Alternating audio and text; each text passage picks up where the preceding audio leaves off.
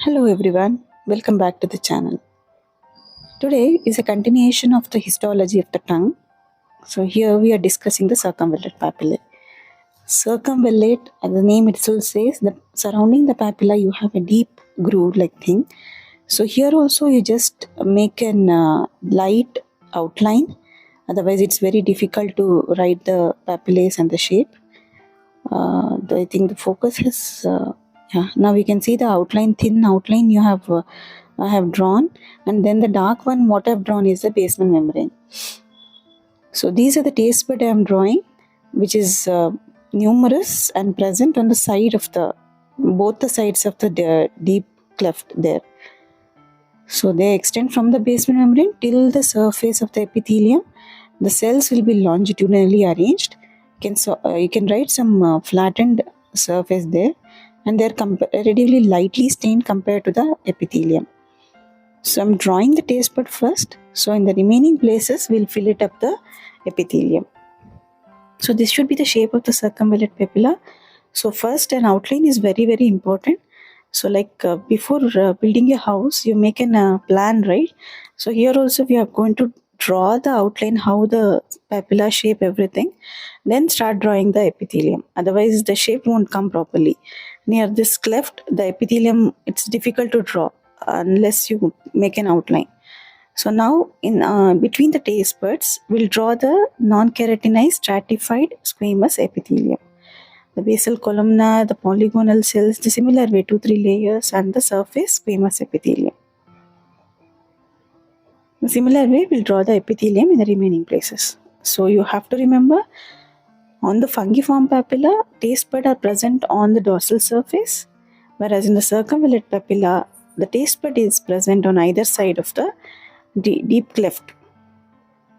Both the side. The cleft will be surrounding the circumvallate papillae.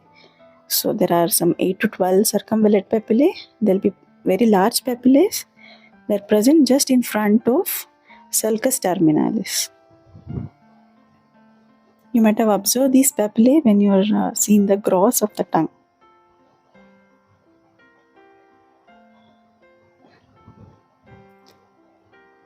Just to keep the shape of the nucleus also properly, vertically oval, then round nuclei for the polygonal cells, and the horizontally flat nuclei for the topmost cells.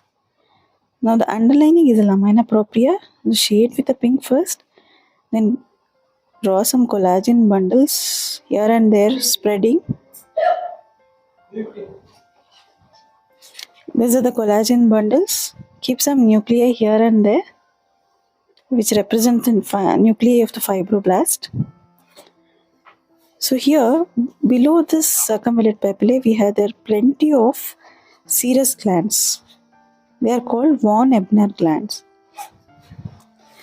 These are mainly the serous type. So write more of serous acini just below the circumvallate papillae, representing von Ebner glands.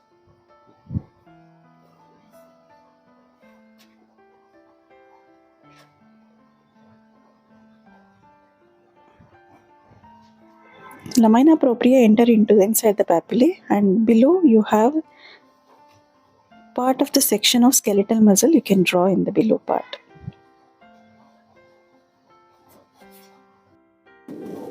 These glands pour the secretion into the cleft, which flushes the taste pores. So the food, we can taste different food, no?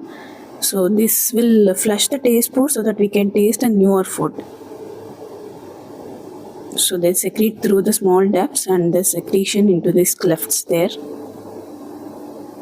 So just below the cleft, there are plenty of serous glands. These are the von Ebner glands.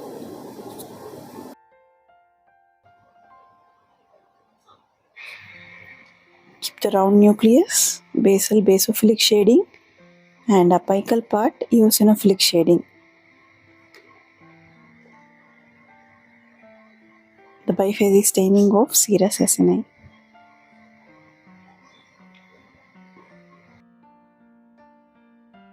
Then draw some skeletal muscle. Underneath the lamina propria.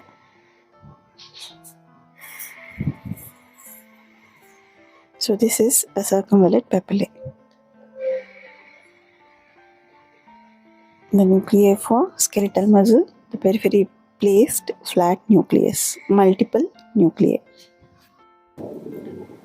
Tongue is very rich in blood supply, so keep some capillaries in the lamina propria and also in the muscle area. This is the label diagram. Now the histology of the taste bud. So it extends from the basement membrane till the surface of the epithelium. The cells will be elongated with the tapering ends. There are three types of cells: the sensory cells, also called gustatory cells, the supporting cells, and the basal cells. The main difference between the sensory and gustatory is the presence of nerve fibers in the gustatory cells at the basal part. So elongated cells and a flattened nucleus, vertically oval nucleus in the center.